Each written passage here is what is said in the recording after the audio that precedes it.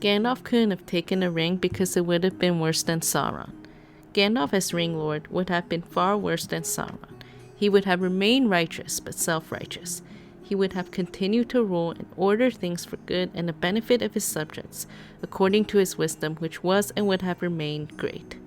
So it would be implying that he would have good intentions at first, but the result would turn out to be more evil than good. As an emissary of the powers and a creature of the same order, he was an immortal spirit in visible physical form. Much like Sauron, Gandalf was able to veil his power. He and Sauron are part of the Maiar, the wisest of them all, with the name Olorin and later Mithrandir. This meant that he had the same order as the Valar, but to a lesser degree. As a Maiar, he would be a servant and helper of the Valar. The elves don't know how many of them there were, but they were seldom visible in form to elves and men. Gandalf dwelt in Lorien, but he often went to the house of Nienna and learned pity and patience from her. When the first shadows were felt in Mirkwood, there were the Istari, whom men called the Wizards. Mithrandir was the most vigilant, and he doubted the darkness of Mirkwood. Out of Radagast, Curinir, and himself, Mithrandir was closest in council with Elrond and the elves. Curinir was Saruman the White. Gandalf had feared the first shadow of Sauron returning and went to Dol Guldur.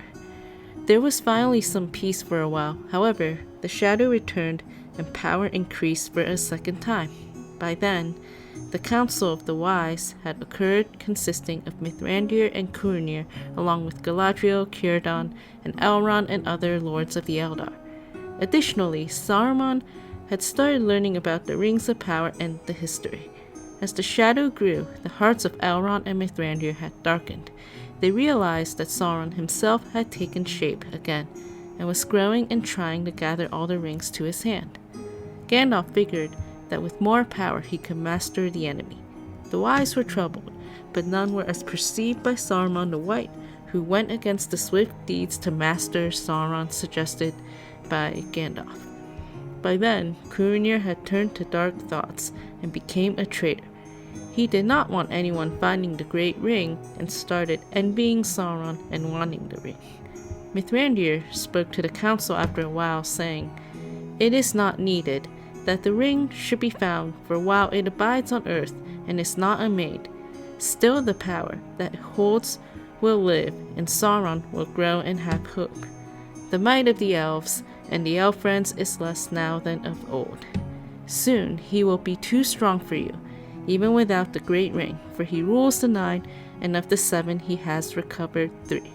We must strike." Curinir assented, desiring Sauron to be thrust from Dol Guldur. He aided the council for the last time, and Dol Guldur was assailed. But it was too late, and Sauron had seen it. After Gandalf first learned of the ring, Sauron was dismayed, and in the last battle consisting of himself, as well as the sons of Elrond, the king of Rohan, and the lords of Gondor, and the heir of Isildur, with the Dunedain of the north, they had looked upon death and defeat, and Sauron was too strong.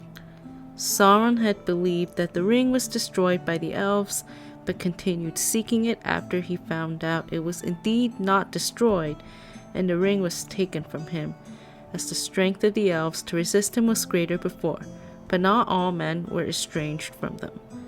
Gil-galad, Elven King, and Elendil of Westernessy overthrew Sauron eventually, during which they had perished, for the men of Westernessy came to their aid.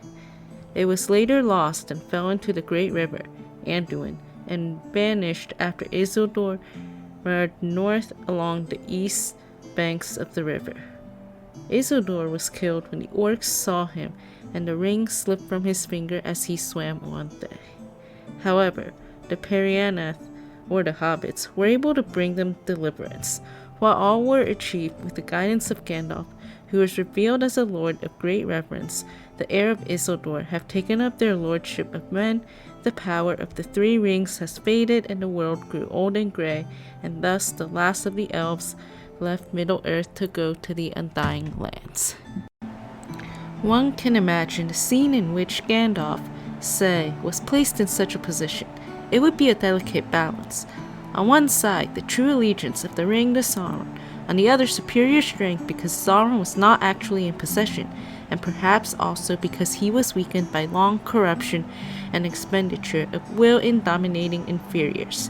If Gandalf proved the victor, the result would have been for Sauron the same as the destruction of the ring. For him it would have been destroyed, taken from him forever.